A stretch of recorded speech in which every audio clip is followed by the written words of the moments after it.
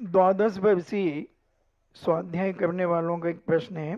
श्रमण संस्कृति संस्थान सांगानेर के अंतर्गत संचालित द्वादश वर्षीय स्वाध्याय पाठक्रम एवं श्रमण संस्कृति परीक्षा बोर्ड के माध्यम से संस्थान एवं कमेटी प्रभावी कैसे समस्त भारत के प्रांतों एवं विदेशों में आपकी जो जीव कल्याण की तीव्र भावना है उस कर्तव्य का हम निर्वाह कैसे करें।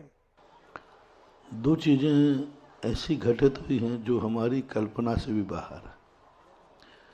बड़े बड़े तीर्थ क्षेत्र बन रहे हैं, बड़े बड़े मंदिर बन रहे हैं, हम बड़े बड़े प्रवचन दे रहे हैं, लेकिन ये जीवन की दो उपलब्धियां जो मैंने कभी सोची नहीं थी कि इतनी वरदान सिद्ध होंगी आपके लिए, इतनी वरदान सिद्ध होंगी। एक तो श्रमण संस्कृति संस्थान से मैंने कभी नहीं सोचा था कि मैं भारत के हर मंदिर में एक विद्वान की स्थापना करूंगा,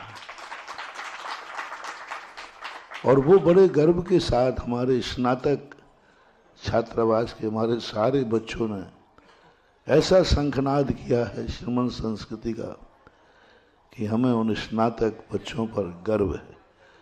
दूसरा, द्वादश वर्षीय कोर्स हमने यूं चालू किया था, बैठे बैठे केकड़ी में थे, केकड़ी में द्वादश वर्षीय के, तो यूं चालू हुआ कि भाई लोग स्वाध्याय का, एक व्यक्ति ने प्रश्न कर दिया कि महाराज हम कौन से ग्रंथ का स्वाध्याय करें, क्रम क्या करें। फिर ऐसे बहुत सारे लोग एक पूछते, हमने कि बार बार बताऊंगे तो मतलब अच्छा नहीं लगेगा। फिर एक दिन बैठे बैठे मैंने संस्थान के बेनाडा जी थे उस समय बुलाया, मैंने कि हर बार ये लोग पूछते क्या पढ़ें क्या पढ़ें, ऐसा करो एक कोर्स बना दो 12 साल का, कि पहले ये पढ़ें फिर ये पढ़ें फिर ये पढ़ें फिर ये पढ़ें। तो उन्होंने कहा महाराज जी आप बना दो, और मैं बैठे बैठे यूँ लिखता गया ग्रंथ, और वो 12 साल का कोर्स बन गया। हमने चलो मात हमने अपना सिर दर्द मिटाने के लिए बनाया था कि तुम बार बार ग्रंथ पूछते हो और हमें ध्यान एकदम करना पड़ता है। हमने एक लिस्ट रख दूंगा कि भाई संस्थान से ले लो। ओहो क्या गजब किया, 12 वर्ष में सारा भारत वर्ष इससे उपकृत हो रहा है। घर घर में स्वाध्याय खत्म हो चुका था, स्वाध्याय के नाम की स्थितियां खत्म हो गई थी, लेकिन द्वादश वर्षीय ने घर घर में स्वाध्याय चालू करा दिया। मुझे जिज्ञासा में कुछ वर्ष पहले ये विचार आ गया, जिज्ञासा बंद करूंगा मैं, क्योंकि जिज्ञासा में कोई प्रश्न ही नहीं आ रहे ढंग के, पर वही तुम्हारे घर गृहस्थी के भाई ये है ये, मैंने कहा मेरे बस की बात नहीं है, सब मन आ गया। लेकिन जब से द्वादश वर्षीय कोर्स हुआ है जिज्ञासाओं में भी जान आ गई है, वजनदार जिज्ञासा आने लगी, हमें उत्तर देने में भी अच्छा लगता है। तो ऐसा, और सारे भारत में, और अब तो उन प्रांतों से मांग आ रही है कि जिन प्रांतों में हमारी भाषा नहीं पहुंच पा रही, लेकिन संस्थान के लिए निर्देशित कर दिया गया, भारत एक भी प्रांत ऐसा नहीं रहे जो भाषा के कारण से स्वाध्याय न कर पाए। अभी कन्नड़ और मराठी भाषा का अनुवाद पूरा शुरू हो चुका है। जब आया था प्रश्न, अब पूरे 12 वर्ष का कोर्स एक दिन कर्नाटक भाषा में, महाराष्ट्र भाषा में मिलेगा। 2 वर्ष का तो हो चुका है, इसलिए कर्नाटक वाले सबसे ज्यादा स्वाध्याय विहीन पूरे भारत में, भक्ति में सबसे ज्यादा दक्षिण भारत है, निश्चल भक्ति महाराष्ट्र और कर्नाटक। लेकिन सबसे ज्यादा जैन समाज में विवेकहीन कोई है दुनिया में तो दक्षिण भारत। भक्ति में कमी नहीं है, लेकिन विवेकहीनता है, कुछ भी ज्ञान नहीं, कुछ भी विवेक नहीं, क्रियाएं खूब करते हैं लेकिन विवेकहीन क्रियाएं। उसका मूल कारण स्वाध्याय का अभाव। सारे आचार्य जो है दक्षिण में हुए, लेकिन विद्वान दक्षिण में नहीं हुए। जितने बड़े विद्वान थे सब उत्तर भारत में थे। स्वाध्याय की परंपरा बिल्कुल खत्म हो चुकी है, लेकिन अब उम्मीद जगी है द्वादश वर्षीय से कि दक्षिण भारत स्वाध्याय में प्रवृत्त हो रहा है, और मांगे आ रही हैं कि हमें भाषा के संबंध में सुविधा दी जाए, तो कर्नाटक भाषा, कर्नाटकी और मराठी भाषा में पूरा जैन साहित्य, जो दक्षिण भारत में महाराज लोग हैं वो लोग भी इसका प्रयास करें। उनको भी मैंने कहा कि 12 वर्षीय कोर्स को दक्षिण भारत में अनुवाद कराइए। वहाँ पर हमारे महाराज, हमसे बड़े महाराज हैं नियम सागर जी महाराज और एक अक्षय सागर जी महाराज हैं। ये लोग बहुत अच्छा वहाँ की भाषा को भाषांतर करने की, क्योंकि मैं तो वो भाषा जानता नहीं, अनुवाद सही हुआ है कि नहीं हुआ उस भाषा को जानने वाले कर सकेंगे। इसलिए जो दक्षिण भारत के साधु लोग हैं वे 12 वर्षीय कोर्स को अनुवाद को करें, संपादित करें और दक्षिण भारत में घर घर में स्वाध्याय की परंपरा चला दें। अंग्रेजी अनुवाद तो हो ही रहा है, जिसको जिस भाषा में समझना है। मुझे भाषा से कोई मोह नहीं है, मुझे आपके अध्ययन से मोह है कि हमारा हर जैनी इतना विवेकवान हो कि अपने जैन धर्म का एक प्रारंभिक ज्ञान तो उसको होना ही चाहिए।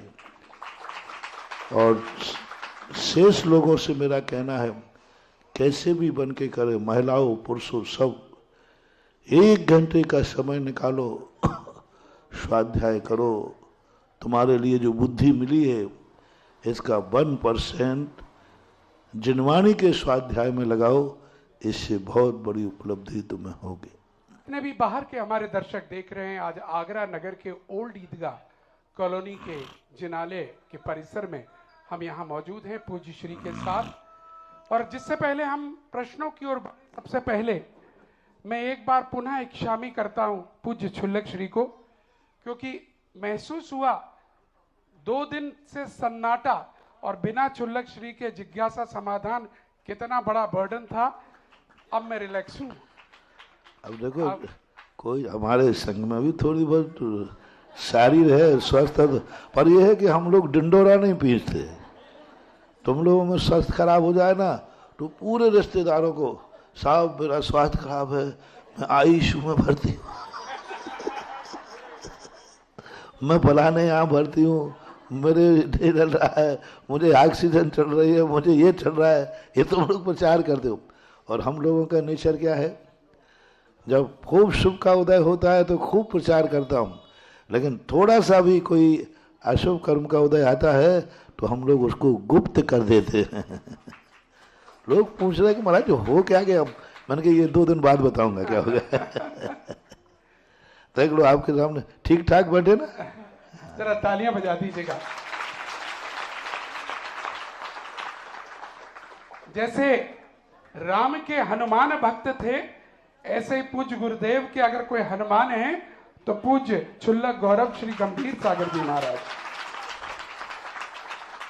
चलिए ये सेशन आपका है, आप ही की ओर बढ़ना चाहेंगे, लेकिन पूरे भारत को आज बता दें 2 दिन से आगरा का ताजमहल मुस्कुरा रहा था, 2 दिन से आगरा का ताजमहल रंगीन हो गया था, 2 दिन से आगरा के ताजमहल गलियां और ताज के अंदर दिगंबर मुद्रा की छाप देखने को मिल रही थी, चतुर्थकालीन व्यवस्था दिखाई दे रही थी।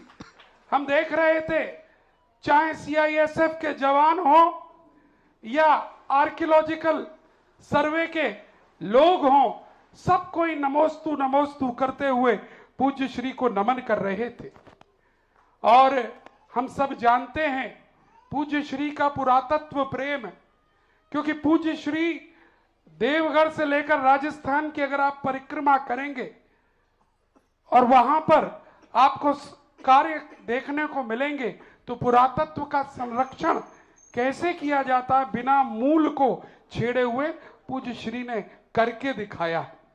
हालांकि जब किया जा रहा था बहुत ऊहापोह हुई, बहुत लोगों को चिंता हुई कैसे होगा, सब तोड़ा जा रहा है, फोड़ा जा रहा है, लेकिन आज जब देवगढ़ से लेकर वंदना शुरू कर दीजिएगा सांगानेर होते हुए राजस्थान के अंदर, तब आप आनंदित हो जाएंगे उन क्षेत्रों को देखकर जिन क्षेत्रों का पुरातत्व के अनुसार ही पूरा का पूरा रख रखाव पूज्य श्री के निर्देशन में हुआ है। आज ताजमहल में जब पूज्य श्री को हम लोग लेकर गए तो हमारा यह भी एक उद्देश्य था, क्योंकि आपका पुरातत्व प्रेम हमें मालूम है कुछ हमें नया देगा। और हमारी दूसरी सोच जो थी, जैसे आचार्य चारित्र चक्रवर्ती आचार्य शांति सागर जी महाराज जब दिल्ली के चांदनी चौक में लाल किले के सामने खड़े होकर उस जमाने में फोटो खिंचवाते हुए दिखाई दिए, लोगों ने, किसी ने समझा इन्हें बहुत शौक लग गया है महाराज जी को फोटो खिंचवाने का। लेकिन चारित्र चक्रवर्ती आचार्य शांति सागर जी महाराज उस समय इतिहास को यह बताना देना चाहते थे कि लाल किले के सामने भी दिगंबर मुद्रा स्वच्छंद विचरण कर सकती है। ये भारत राष्ट्र है। और आज जब पूज्य श्री ताजमहल के ठीक सामने णमोकार मंत्र पढ़ रहे थे, कायोत्सर्ग कर रहे थे और लोग आश्चर्यचकित होकर देख रहे थे, तब वही आचार्य शांति सागर जी का किस्सा हमें भी याद आ गया। बोलिए एक बार चारित्र चक्रवर्ती आचार्य शांति सागर जी महाराज की। और उसी परंपरा को आज हमने पुनर्जीवित होते हुए देखा। एक बार जयकार अपने गुरुदेव का भी लगा लें। बोले परम पूज्य निर्यापक श्रवण मुनि पुंगव 108 श्री सुधा सागर जी महाराज की। मनोज बाबू ने मेरे अंदर की बात को उजागर कर दिया। मैं आज सुबह जब गया ताजमहल के अंदर भी तो यही बात आई, लोगों ने महाराज जी यहाँ खड़े हो, यहाँ वो क्या होता है स्पॉट, फोटो उतारने का विशेष स्थान, बोले महाराज यहाँ खड़े हो, यहाँ खड़े हो। और मेरे मन में बड़ी शर्म आवे, सकोच आवे कि अब फोटो देखो सहज में उतारना अलग चीज़ है और खड़े होना। तो मैंने 2-3 बार नकार दिया, मैंने कहा नहीं नहीं नहीं यहाँ लोग देख रहे हैं, सब लोग खड़े हैं। तो 2-3 बार तो मैंने फिर तुरंत पूज्यवर शांति सागर महाराज आए, बेटा मैंने भी उतरवाए थे, शर्म नहीं करना, तू अपनी फोटो नहीं उतरवा रहा है, तू यह इतिहास बना रहा है कि दिगंबर साधु का क्या रूप था। तो पूज्यवर को याद करके फिर मैं धनाधन खड़े होता गया। फिर लोगों ने, फिर मैंने ना तो मैंने मना किया ना उतारने वालों ने, चुके अब मैं मना नहीं करता, उन्होंने महाराज जी यहाँ खड़े हो जाओ, मैं सीधा साधा है। वस्तुतः यही तो होती है, कभी कभी कुछ चीजें ऐसी होती हैं